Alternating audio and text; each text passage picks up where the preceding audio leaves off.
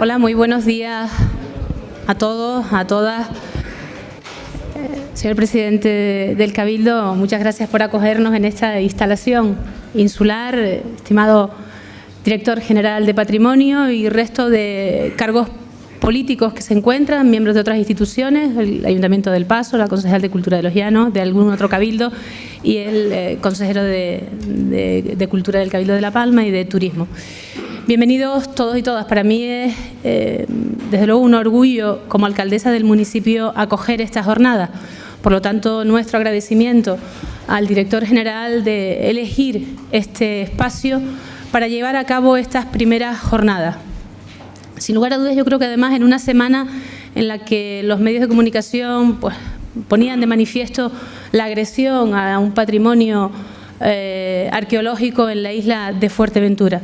Desgraciadamente sigue pasando.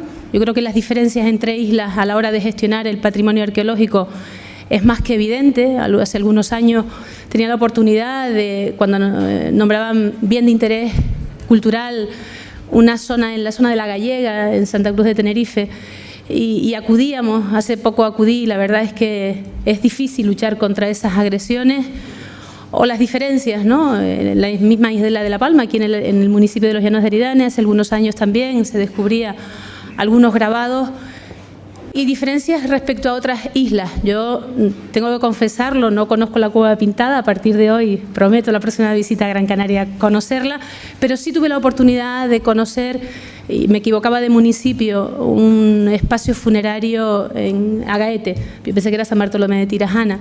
Y la verdad es que las diferencias, para mí, que soy profana en la materia, desde luego son evidentes. De ahí la importancia, yo creo, de estas primeras jornadas, que estoy convencida, después de oír al director general, que no serán las últimas y que espera que sea verdaderamente fructífera.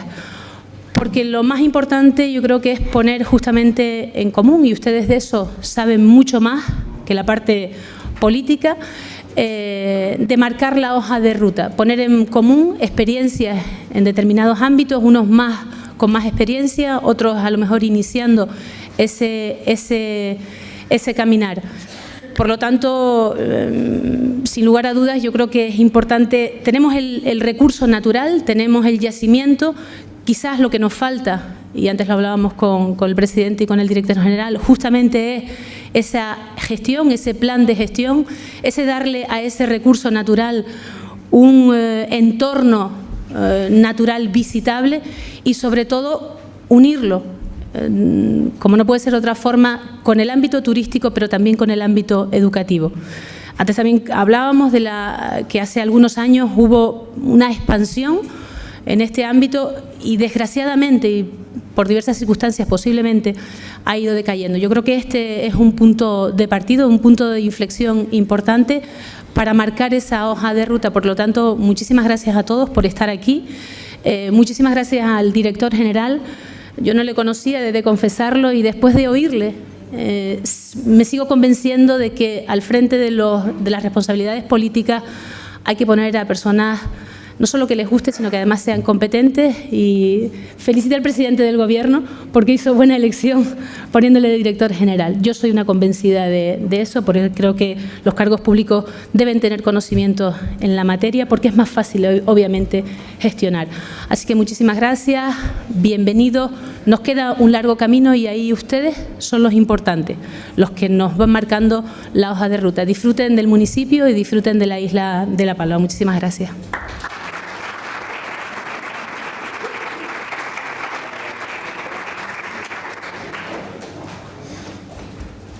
Buenos días a todos y a todas. Gracias por permitirme intervenir también en la inauguración del primer encuentro de gestión de parques arqueológicos de Canarias. Agradecerle a la persona, al director general, el haber elegido a la isla de La Palma para este primer encuentro.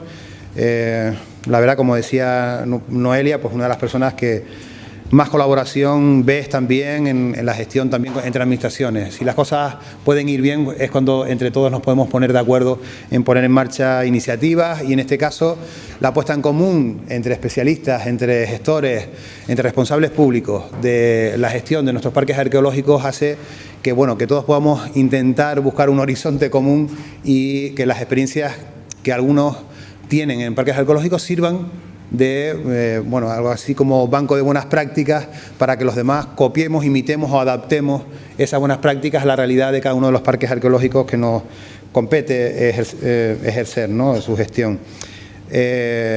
Muchas cosas hay que hacer, pero también muchas oportunidades tenemos en el horizonte en materia de parques arqueológicos.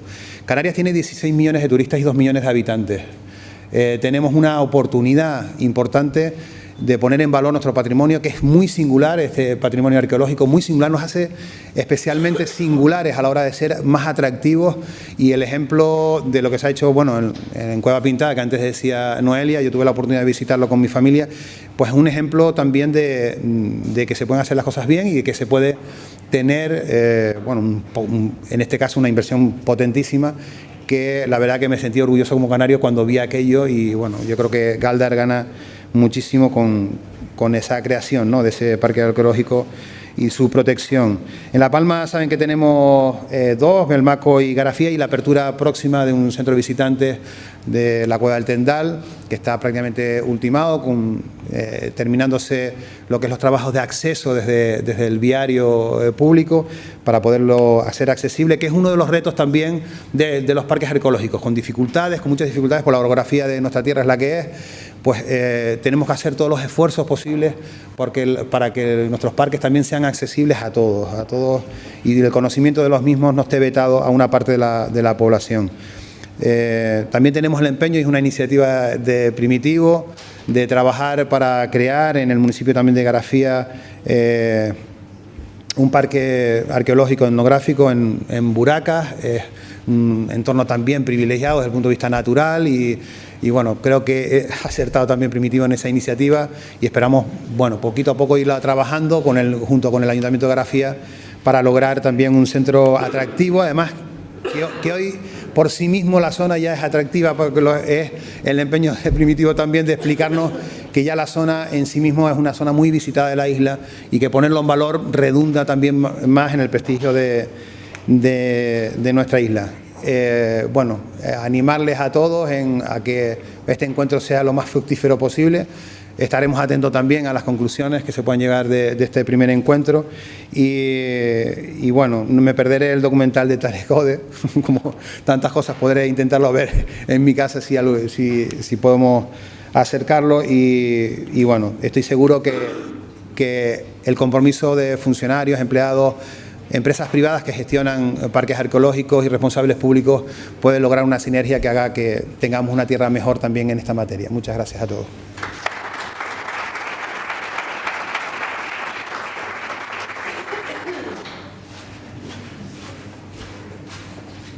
Antes que nada, quiero darle las gracias a la alcaldesa de Los Llanos, al presidente del Cabildo, a los compañeros que nos van a acompañar durante esta jornada maratoniana. Hay gente, pues, la consejera de Lanzarote, de Tenerife, compañeros del Hierro, de Gran Canaria, etcétera. No quiero que se me quede ninguno, ¿no? Rápidamente, el motivo por el que estamos aquí es porque hemos fracasado en la gestión de los parques arqueológicos en Canarias. Siempre hacemos la salvedad de Gran Canaria, de Cueva Pintada, que los vamos a escuchar después, que también ellos son incluso autocríticos, y el motivo de estar aquí, lo voy a repetir bastantes veces, es buscar soluciones. Primero, hacer un diagnóstico de lo que ha ocurrido en cada una de las islas, porque a nivel patrimonial, también a nivel de gestión, las islas pues tienen su propia biografía. Hace 20 años se inauguró La Zarza y La Zarcita, nos lo recordaba Jorge Paz y Primitivo. Bueno, y esto hay que hacer un análisis sosegado, no politizado. Eso sería también muy interesante, porque independientemente de la organización política que haya gestionado o bien el municipio, el cabildo o incluso el gobierno, nosotros consideramos, bueno, y muchos de ustedes, que hay que separar el debate político, la guerra política, de la gestión del patrimonio cultural, porque patrimonio cultural es prácticamente toda nuestra existencia. Vamos a ver casos verdaderamente sangrantes, como en Lanzarote, que ha sido una verdadera catástrofe, con parques que se quedaron prácticamente en esqueleto y que encima afean el paisaje, pero también tenemos dificultades en el Hierro, en fin, en todas las islas. Bien, ¿qué vamos a hacer aquí? Pues poner esto en cuestión.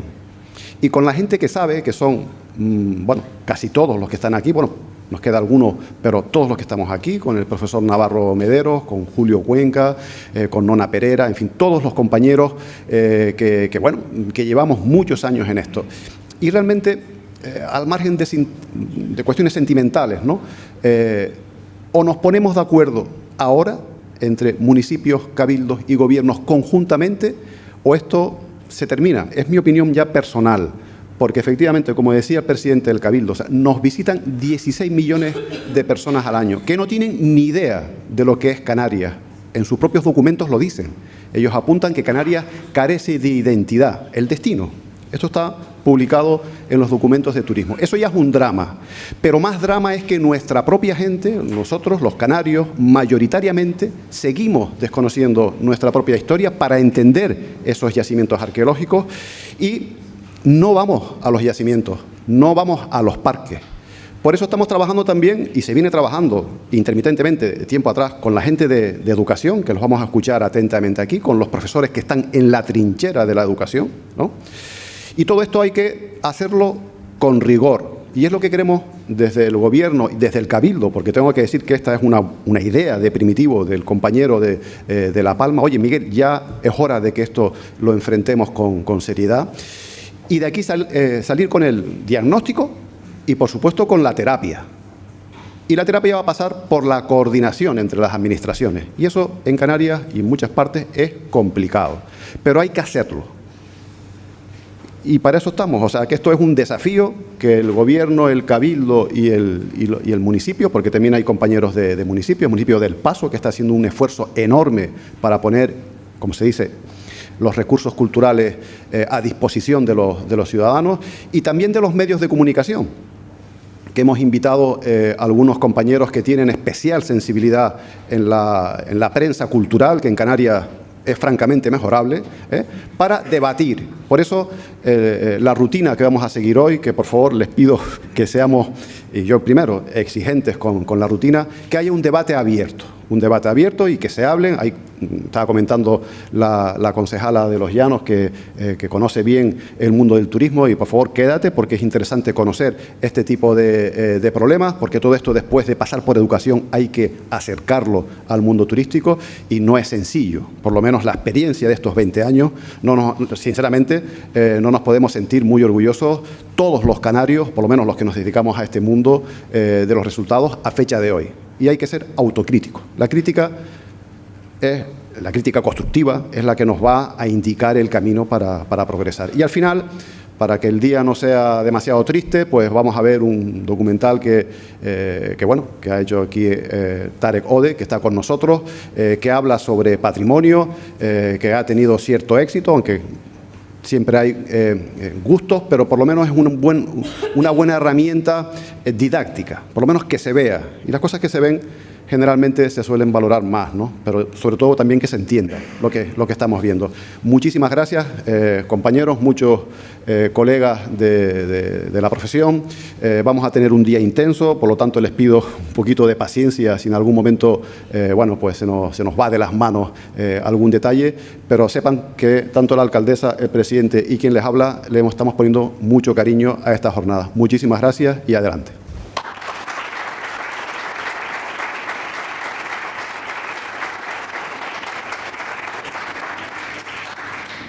Buenos días.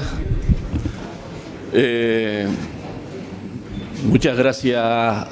En fin, primero quiero agradecerle al Cabildo de La Palma y a la Dirección General de Patrimonio Cultural del Gobierno de Canarias esta iniciativa, que yo creo que muchos veníamos esperando desde hace tiempo. Me parece muy pertinente que se haya celebrado precisamente en la isla de La Palma, que es la pionera en la creación de parques arqueológicos. No sé muy bien por qué hablo yo en primer lugar, porque probablemente otras personas que están aquí estoy convencido de que tendrían más que decir que yo, y yo tampoco pensaba hablar de las cosas que aparecen en el programa, pero bueno. También me han dicho que tengo que hablar poco tiempo y ayer procuré lo que tenía que decir, lo que quería decir, reducirlo a la mínima expresión y por tanto a lo mejor el recorte ha quedado un poco, en fin, deslavazado, pero ustedes me van a perdonar. Yo no voy a hacer aquí un panegírico de lo maravillosos que somos, los que estamos aquí, buena parte somos o son gestores de parques arqueológicos, gestores de patrimonio en general, profesionales de la arqueología, es decir, todos de alguna manera, la mayoría de los que aquí estamos involucrados en el surgimiento y funcionamiento de los parques arqueológicos. Decir lo maravillosos que somos, pues yo creo que está fuera de lugar, porque cada uno sabe cómo es y tal. Y yo creo que lo que se trata es, si queremos mejorar, es hacer autocrítica, como acaba de decir el director general.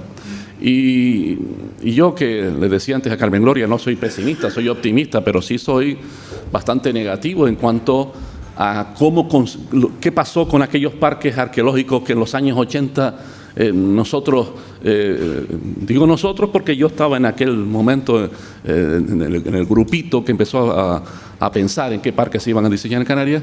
Esos parques que en un primer momento se idearon, ¿se logró todo aquello que anhelábamos en aquel momento? Yo creo que no. Yo creo que, exceptuando el caso de la Cueva Pintada y algunas cosas más, pues las cosas no nos han salido como queríamos que fueran. Y entonces, pues seguramente tendremos que rectificar, ¿no?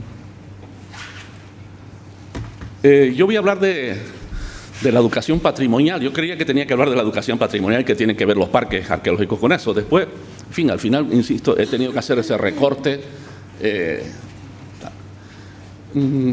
Los parques arqueológicos hacen falta para algo, porque a lo mejor tendríamos que empezar por ahí, ¿no? Es decir, hace falta que exista también la educación patrimonial en Canarias. Yo creo que a todas luces estas imágenes, que no son unas imágenes del siglo XIX ni XX, son imágenes todas de ahora mismo o de hace muy poco, en el caso de la imagen de Balos, quiere decir que aquí necesitamos que un meneíto y necesitamos, ¿verdad?, que la sociedad empiece a apreciar más aún el patrimonio de lo que lo aprecia en la actualidad, ¿no? A menudo estas son cosas, son obviedades lo que pone ahí, ¿no? ¿Para qué sirve eso de la educación patrimonial, ¿no? No confundan, no hablo solamente de la educación reglada, es decir, de la educación de la escuela, hablo en general, de la educación patrimonial en general. Por supuesto, para conocer la historia, esto es lo primero, pero no solamente para conocer la historia, sino también para hacernos mejores ciudadanos y ciudadanas, ¿no?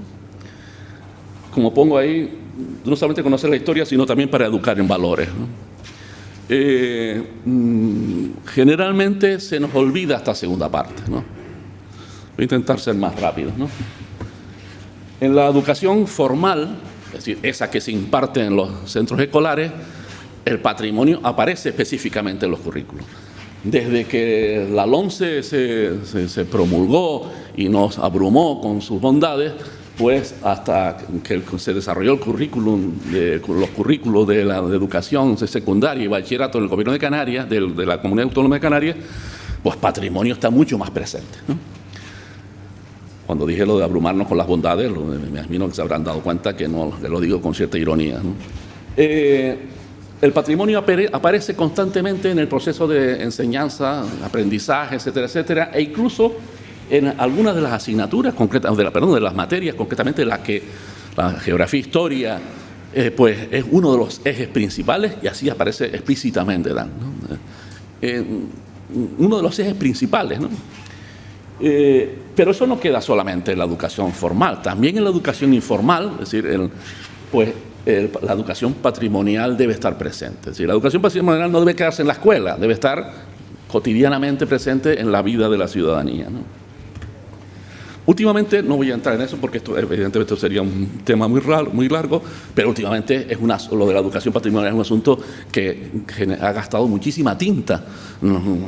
Hay mucha gente que publica ahora sobre educación patrimonial desde distintos, pero no ahora, hace ya bastante tiempo, desde distintos sectores, ¿no? En fin, aquí he puesto algunos ejemplos, ¿no?, de congresos, publicaciones, en fin, reuniones, ¿no? En España hay conocidas o no tan conocidas iniciativas en educación patrimonial, ¿no? En algunos gobiernos autónomos pues hay algunos gobiernos autónomos han desarrollado programas de educación patrimonial. Parece que el gobierno de Canarias está ahora con el asunto de los contenidos canarios, intentando meter baza también. Es muy conocido el caso de Andalucía, pero también hay otros más.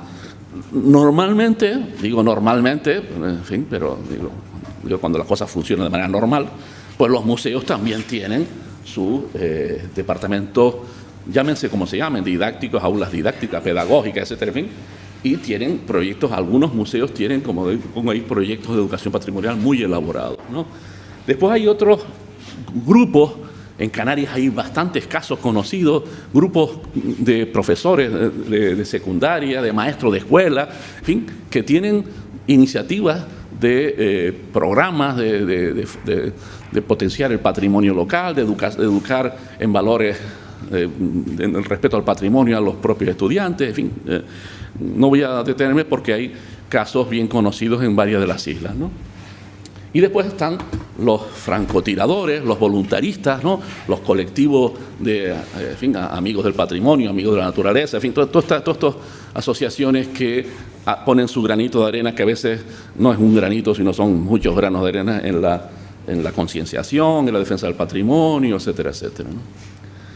Ha habido algunas iniciativas estatales, como el Plan Nacional de 2013, ¿no?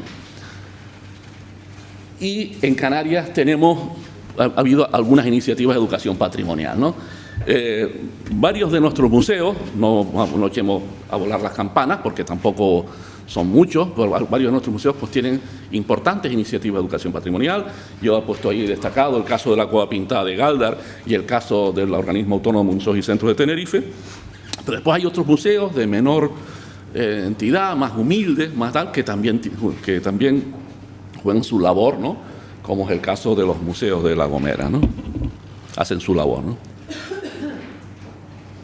Incluso, pues, algunos de los servicios, unidades, en fin, sea cual sea la nomenclatura administrativa de los cabildos insulares, pues tienen también algún tipo de iniciativas, ¿no?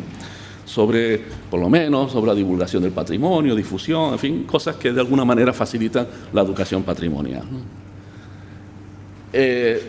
Más evidente, más público, son en el caso canario, porque digamos es más mediático quizás, son las iniciativas de algunas asociaciones que potencian o documentan el patrimonio, rescatan actividades tradicionales, etcétera, etcétera. Es decir, básicamente actúan sobre patrimonio, llamamos patrimonio etnográfico, cultura popular y tal, y de alguna manera pues también contribuyen a la educación patrimonial. Bueno, el conocido el caso del colectivo Pinolles, pero hay otros muchos más, ¿no?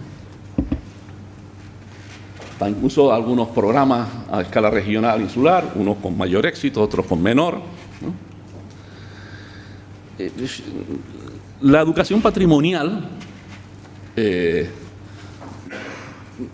tiene que tener claro, o sea, la educación patrimonial no es una cosa arbitraria, no es algo improvisado, no puede ser improvisado, no puede ser voluntarista, en fin, tiene que ser una cuestión pensada y organizada, ¿no?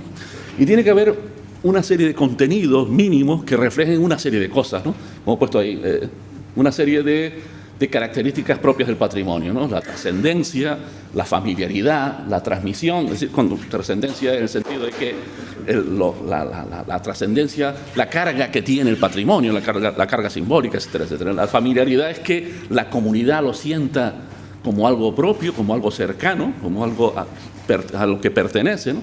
Y la transmisión, que esto tiene mucho que ver con la tradición británica, ¿no? El patrimonio no es lo que heredamos, no, el patrimonio es lo que tenemos que devolver a nuestros hijos y a nuestros descendientes, ¿no? Ese sentido patrimonial es lo que también debe estar presente en la educación patrimonial, ¿no? Y la participación, ¿no? Es decir, es algo que implica la intervención o la colaboración de la ciudadanía en general, no es una cosa solo de las administraciones, ¿no?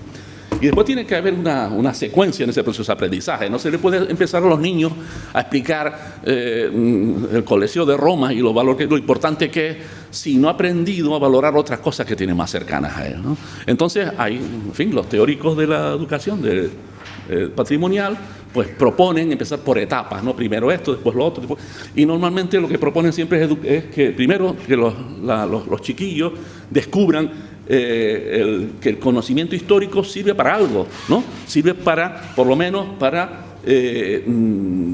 saber quiénes son ellos, y el patrimonio cultural sirve para adquirir ese conocimiento histórico. Esto, digamos, un concepto general. Y después descubrir su patrimonio más cercano, el patrimonio de su pueblo, el patrimonio de su barrio, el patrimonio de donde sea, ¿no? Una vez descubierto eso, experimentar el uso y el valor de ese patrimonio, y finalmente pues ya descubrir otros patrimonios, el patrimonio en general, otros patrimonios más lejanos, ¿no? Pero hay algo que a mí me gusta insistir mucho, que la educación patrimonial no es un asunto que se le deba imponer a la gente, ¿no? Es que la gente tiene derecho a eso. Es que parece como si el patrimonio fuera una cosa que los políticos y los arqueólogos y los historiadores del arte nos empeñamos en meterle por las orejas y por los ojos a la ciudadanía. No, la ciudadanía tiene derecho al uso del patrimonio.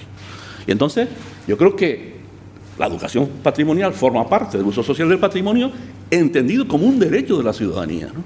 Y entonces implica muchas cosas. Yo he puesto un par de ellas nada más. Implica el derecho de la ciudadanía a conocer, a disfrutar y aprender de los testimonios de su pasado. Hay unos casos que algunos conocerán más, que en Gran Canaria, y otros que no es en Gran Canaria. Pero sobre todo, tienen derecho a una información objetiva, no dirigida, no mensajes elaborados y dirigidos hacia una teoría concreta o hacia una posición concreta, de manera que cada uno pueda extraer sus propias interpretaciones, ¿no? Esto sería muy largo de hablar, porque esto es un tema larguísimo, ¿no? Tiene todo mucho que ver con todo el asunto de la interpretación temática, o lo que Manuel Gándara llama divulgación significativa, entre otros autores, ¿no? El usuario de un museo, de un parque arqueológico, tiene que ser capaz por sí mismo de llegar a la interpretación de lo que dicen.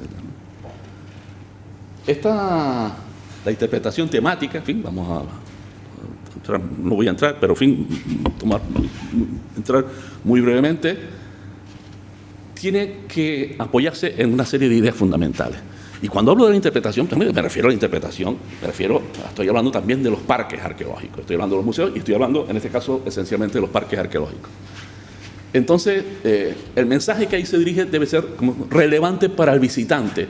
Si aquello al visitante le parece superfluo y no tiene interés alguno, desde luego, mal asunto. Aquello tiene que ser lo que allí se diga o lo que allí se exponga debe ser relevante. En segundo lugar, se debe conseguir despertar empatía en el visitante. Es decir, que si esto no se logra, pues ya lo demás que viene detrás, pues tampoco va a servir de nada, ¿no?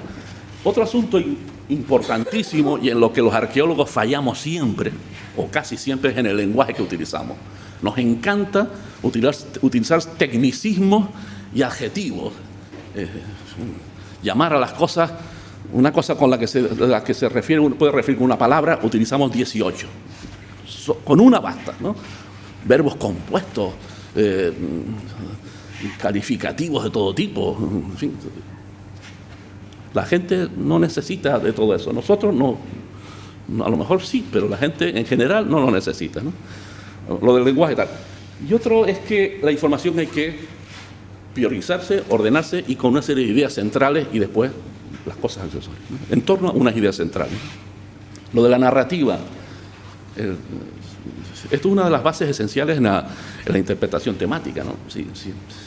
Sin relato, pues no es posible la interpretación, ¿no? Y de luego la visita tiene que ser amena y entretenida. La gente tiene que pasárselo bien en los parques arqueológicos y por supuesto también en los museos, ¿no? Si uno se aburre y se quiere ir pronto, mal asunto, ¿no?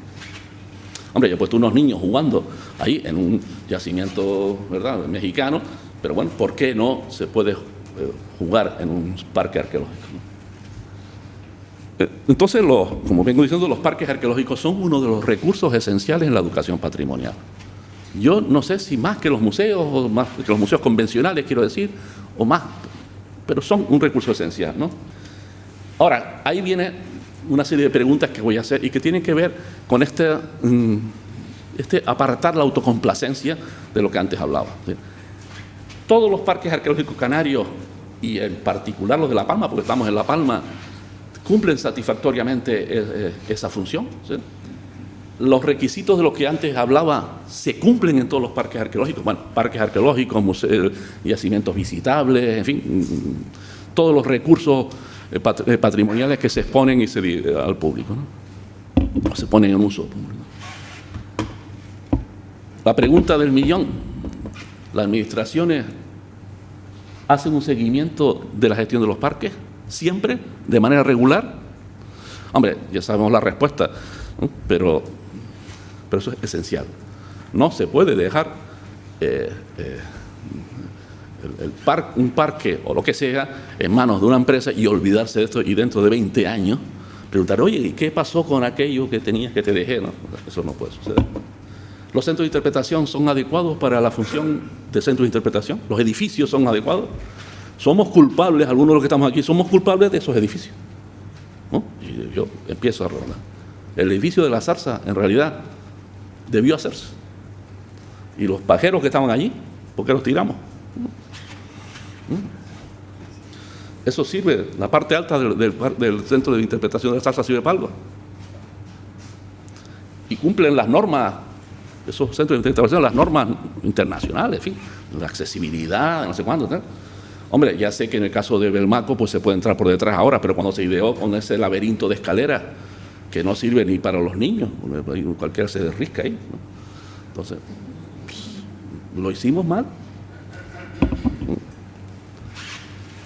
¿Existe un buen mantenimiento de las instalaciones de manera regular? ¿O dejamos que se caigan a trozos y cuando se caen a trozos hacemos otra nueva? ¿No? Los contenidos, eso es esencial, no digo de los parques arqueológicos, de los museos de Canarias, se renuevan constantemente. Los contenidos, las cosas que ahí se cuentan, pero también la manera de contarlo se renueva. ¿O es que lo que se sabía hace 30 años es lo mismo que se sabe ahora? ¿Cuánto tiempo hace que no se renueva el Museo Canario? No voy a irme a los parques arqueológicos, ¿no? 30 años, lo menos, ¿no? Esto es más, yo creo que esto es más grave todavía. Las visitas guiadas se ofertan en todos los casos, ¿no?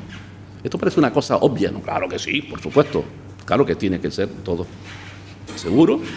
Y si se ofertan, la información que se suministra es suficiente, objetiva, actualizada, ¿eh? Y las personas que la dan están capacitadas para darla, ¿no? Y se facilitan medios para las visitas autoguiadas, es decir, que el usuario sea capaz de hacer el recorrido por sí mismo, con los recursos, lo que sea. No hace falta que sea una audioguía, no hace falta que sea, en fin, un punto QR, lo que sea. Pues yo me temo que en la mayor parte de los casos no. Y después, una cosa que a mí me preocupa sobre todo lo demás, las visitas escolares están programadas, organizadas, estudiadas, etcétera, etcétera, todo eso está hecho. Existen materiales didácticos para suministrar al profesorado. Los profesores pueden, a partir de eso, preparar la visita previamente, elaborar proyectos con los niños y después desarrollar esos proyectos en los parques arqueológicos y en los museos, ¿no? Hay talleres, hay otro tipo de actividades en los museos y en los parques arqueológicos. Dicen, no, los parques arqueológicos no se pueden hacer actividades. Claro que se pueden hacer otras actividades que no sean solamente visitar. Por supuesto que se pueden hacer muchas cosas, ¿no? Lo tradicional son los famosos talleres, a lo mejor también otro tipo de cosas que no son talleres, ¿no? Y bueno, yo creo que con esto, aquí fue donde ya corté, creo que sí. Gracias.